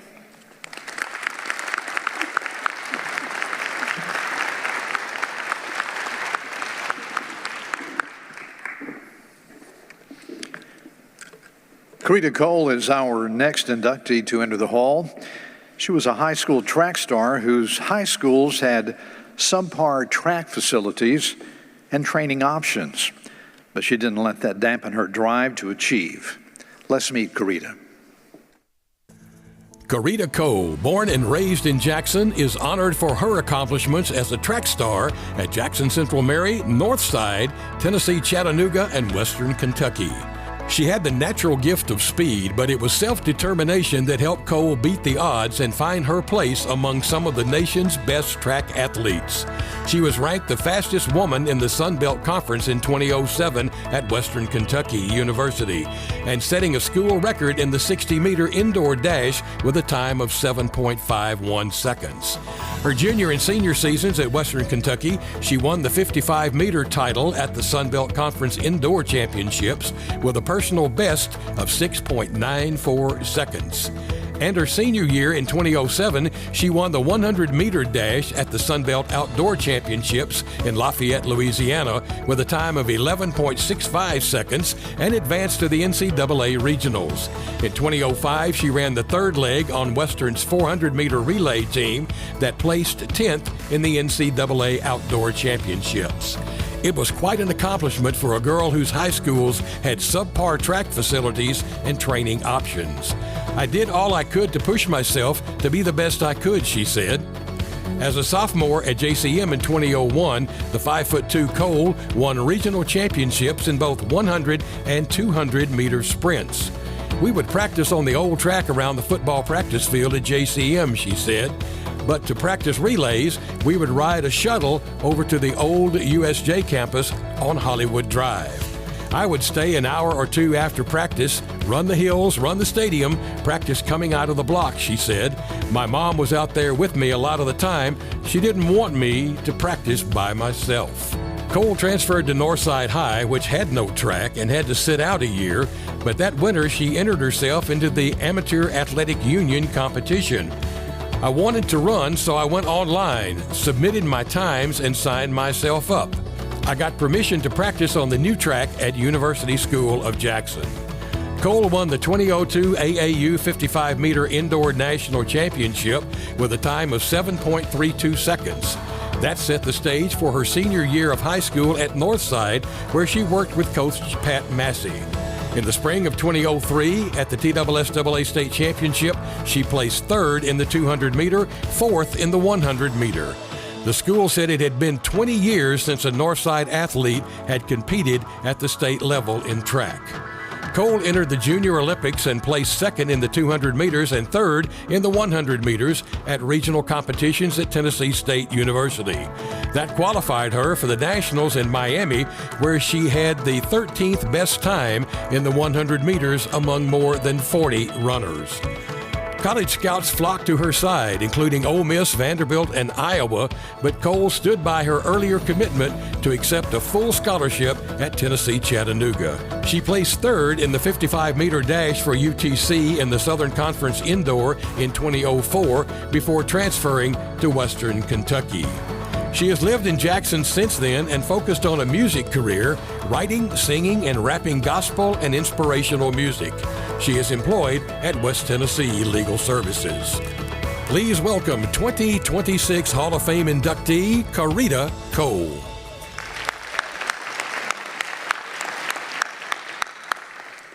Good evening, everyone.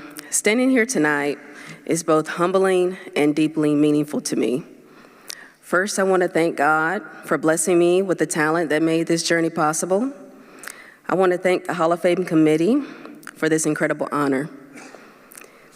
When I first stepped onto the track as a young girl, I never imagined that one day I would be standing here as a Hall of Fame inductee. Track and field gave me so much more than records and medals. It gave me confidence. It taught me discipline and perseverance. Tonight isn't just about the races I ran, but about the journey and the people who helped guide me along the way. When I think about my journey in track and field, it actually began much earlier than high school. It started in kindergarten, when my teacher told my mom how fast I could run. She said, "Did you know your daughter could run so fast?" My teacher said that she noticed that during recess, I was racing everyone on the playground, not just kids in my class, but even the third grade boys. Looking back now, I guess I didn't realize there was supposed to be an age group for recess races. As I continued to grow and compete, my parents traveled to every track meet, with my dad driving the way and my dad videotaping every race. My dad used to tell me, "A winner never quits and a quitter never wins." Those words stayed with me throughout my athletic career. One memory that always stands out to me was right before my senior season of high school. I met with my coach, Coach Massey, in his office, and he looked at me and said, "I'm a football coach. I don't know a whole lot about track, but I'm going to do my best to help you get you where you want to go."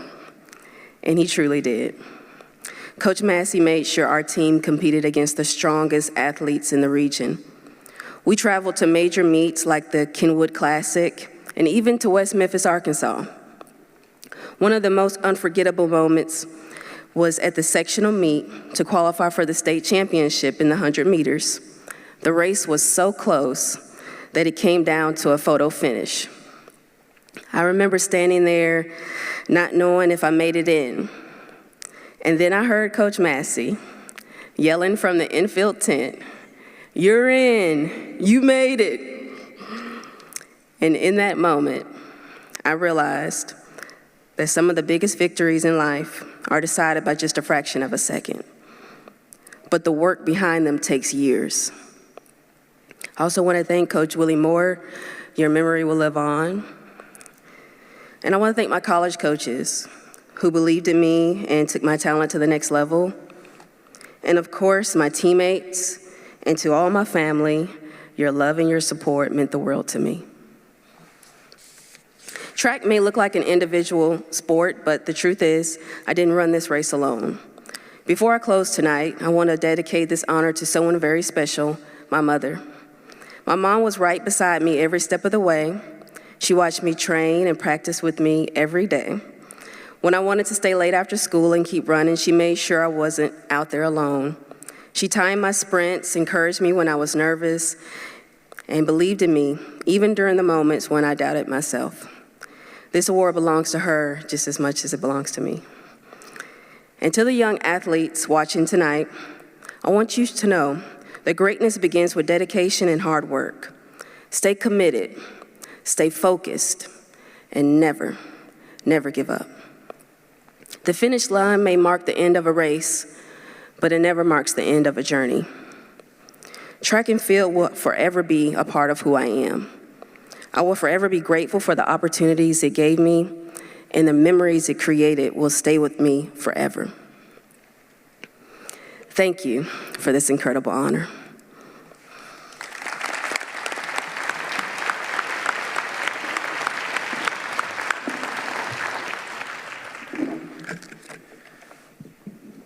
Thank you, Karita. Entering the hall next, Davon DeMoss, who started his passion for running at the age of 3.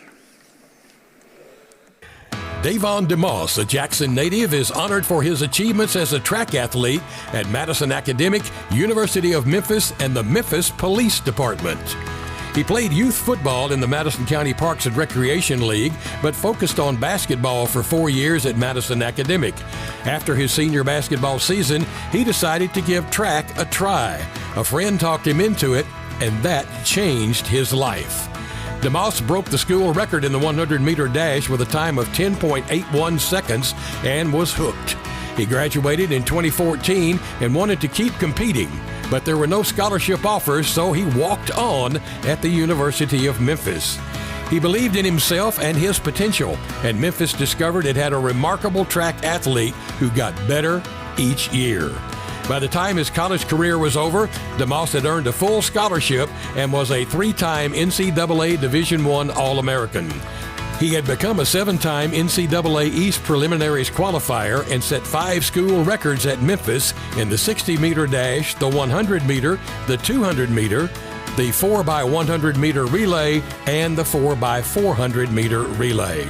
In 2019, at the NCAA Outdoor Championships, he set a school record in the 100 meters with a time of 10.05 seconds, a time fast enough to qualify for the Olympic trials.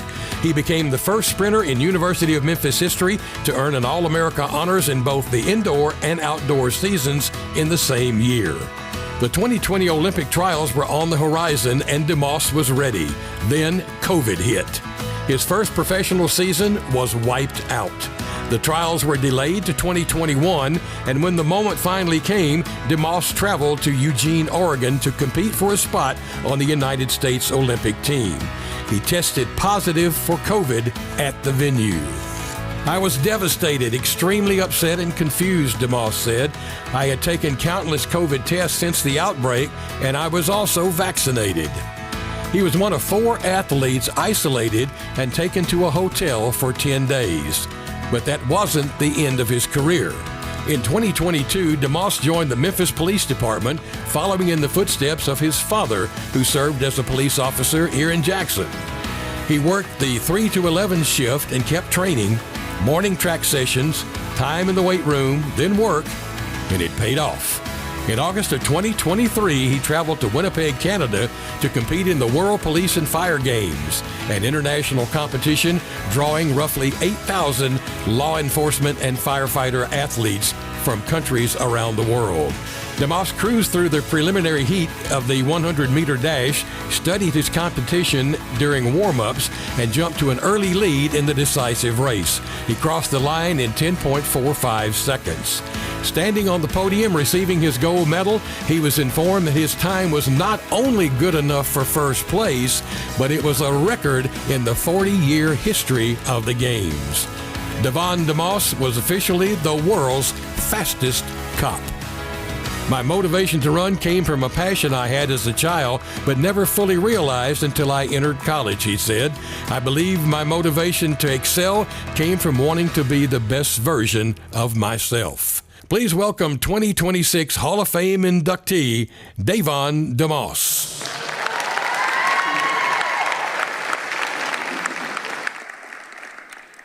Good evening, everybody. First of all, I want to give thanks to God for everything in my life. Before every race, I always made it a point to give thanks, no matter how big or small the meet may have been, because as a lot of you know, I started off my career as a walk-on at the University of Memphis. And so just the opportunity to even compete was always huge for me. I also want to give thanks to the board and to the committee for this honor of being inducted. It means a lot to be able to leave a piece of my legacy here in my hometown of Jackson, Tennessee.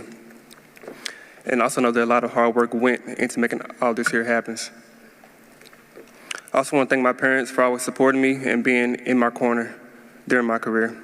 I have memories of my dad giving me pep talks before school during my younger years that instilled a certain confidence and drive in me that I still feel to this day.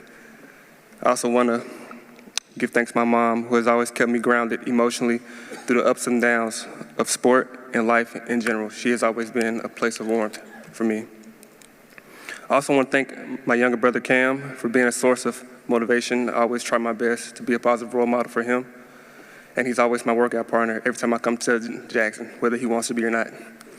I also want to give a shout out to all my coaches. I've heard plenty of horror stories from other athletes about their coaches, but I've been fortunate and blessed to always have good coaches that were good people as well as knowledgeable about the sport. From Coach Miller to my football days, to Coach Maxwell at Madison, Coach Matt, Coach Miles, and Coach Rob at the University of Memphis. During my career, I always had big goals, a lot of them too early, but I think they helped me to stay locked in. While I was still attempting to even get onto my collegiate team, every day I would watch a video on YouTube called Mind Shift, which was a motivational video, and it helped me believe I could do more and play the part in setting those big goals. To finish up, I just want to tell the student athletes here and anyone in general, I always think, why not me? If you have the work ethic to back it up, then believe that it is possible for you. And that goes for anything in life, not just sports. I feel like that one thing about athletics is that so many positive traits come from them, and you can carry them across every discipline in life. Thank you all again.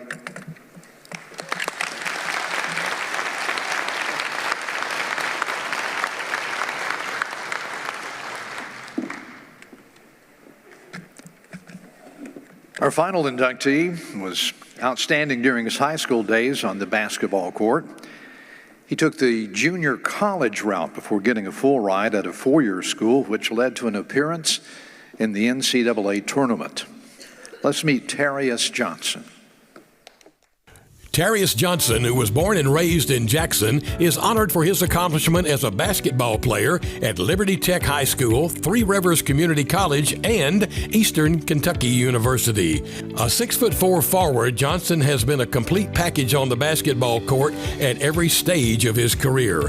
As a freshman in Liberty Tech, he saw limited action on a team that won the Class AA state championship in 2007. But he was team captain the next 3 seasons and led the Crusaders Crusaders in scoring each year.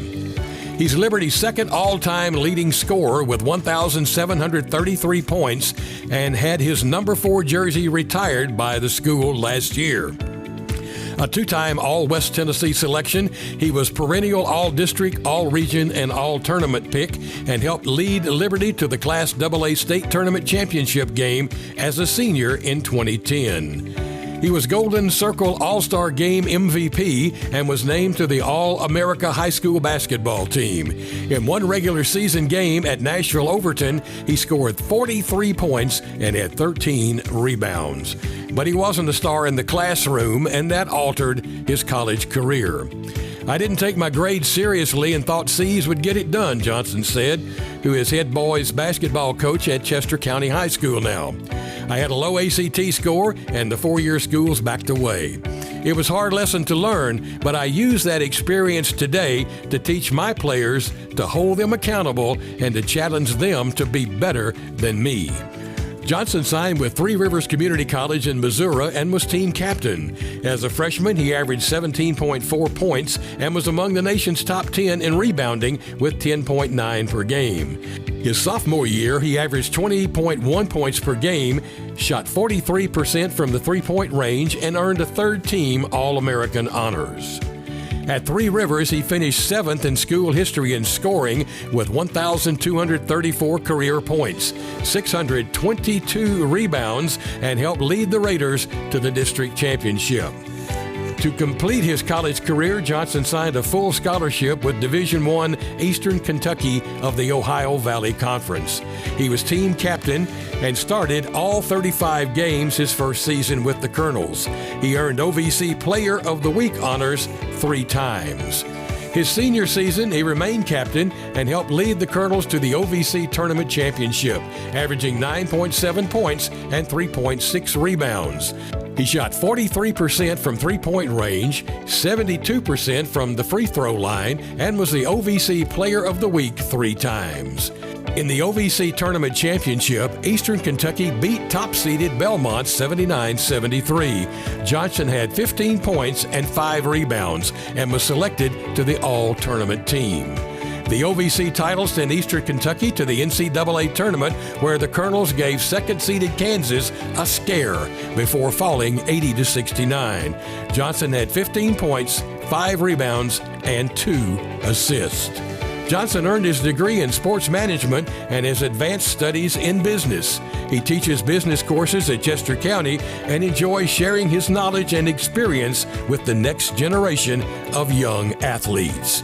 Please welcome 2026 Hall of Fame inductee, Tarius Johnson.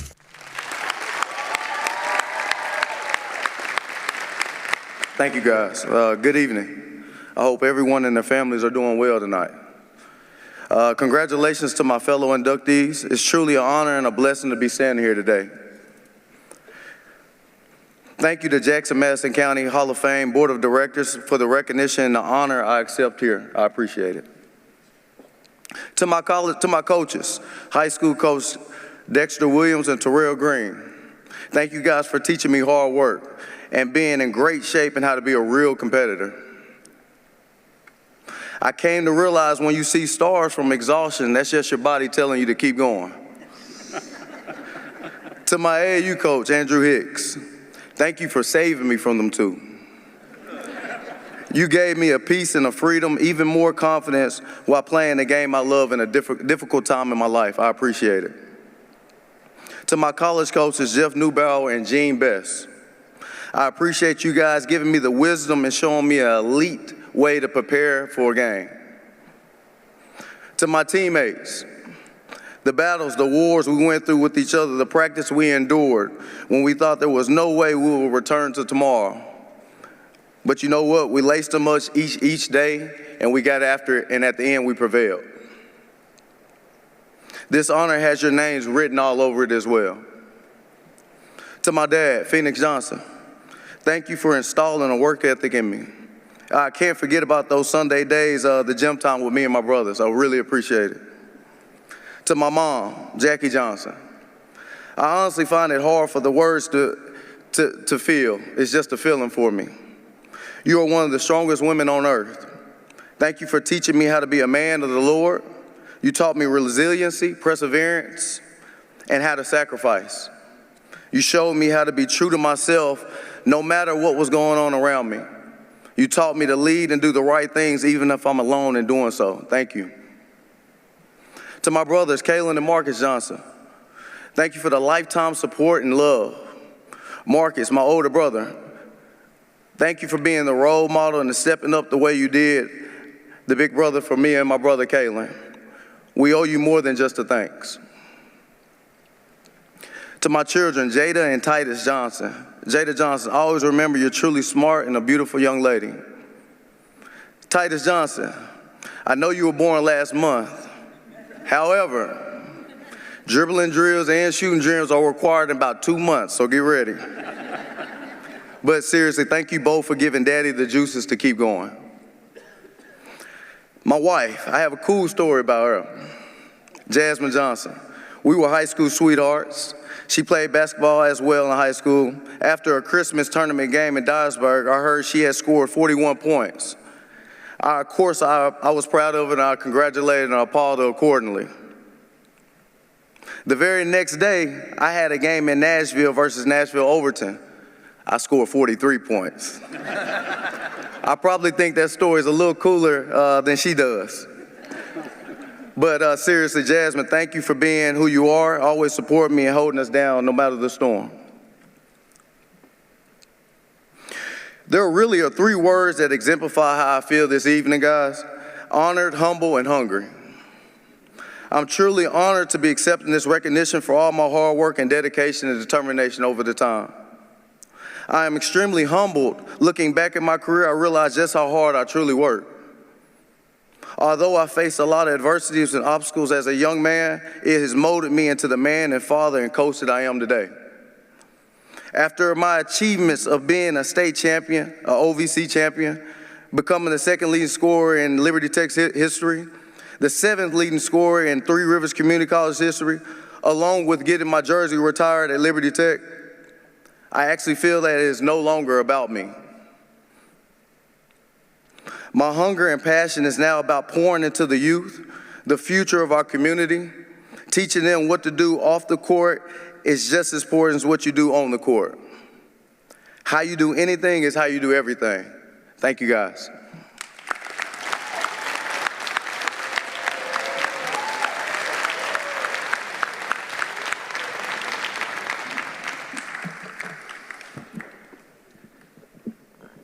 Will the inductees please stand? And will the Board of Directors for the Jackson-Madison County Sports Hall of Fame stand? Having met the qualifications for induction to the Hall of Fame and having accepted the invitation for such induction here tonight, the class of 2026 is hereby officially inducted into the Jackson-Madison County Sports Hall of Fame, where the names, accomplishments, and contributions of these inductees will be enshrined for future generations. Congratulations to you all.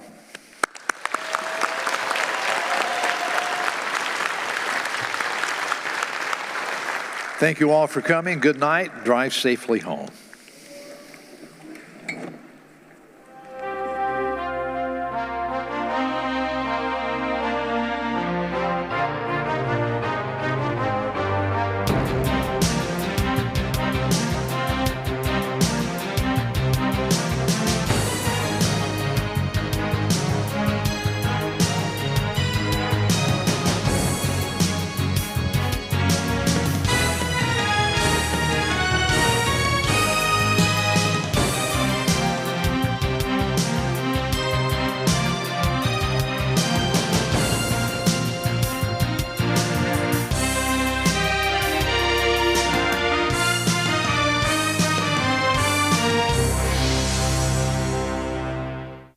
The program you've been watching was made possible through the generous financial support of West Tennessee PBS viewers like you. Please visit westtnpbs.org and make a donation today so that we can continue to make local programs like this possible. Thank you.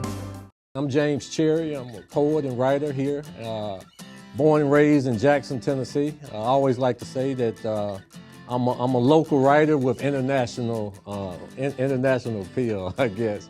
But this station is so important to the artistic community. If you are a writer, there's a program that airs here, Tennessee Writes. They feature local writers. They give writers a chance to expound upon their craft, to talk about their writing. What Channel 11 does, it helps foster the literary arts, not only locally, but around the state and the nation. So please support this station and their programming. You can visit westtennesseepbs.org or wljt.org. I'm James E. Cherry, and it's all about home. Say hello to the people on Channel 11. Hello, I'm Steve Beverly. Hello, I'm Julie Cook. Hello, I'm Tom Ritt. Hello, everyone. I'm Ginger Rousey. Hello, I'm Don McCory. Hi, I'm Tyler Hawks. Betty Langley. Betty, it's great to be with you. Thank you so much. And I'm Julia Ewalt Stooksbury. Local people you know on WLJT Channel 11 shows with local topics and stories important to you on the station where it's all about home. WLJT Channel 11.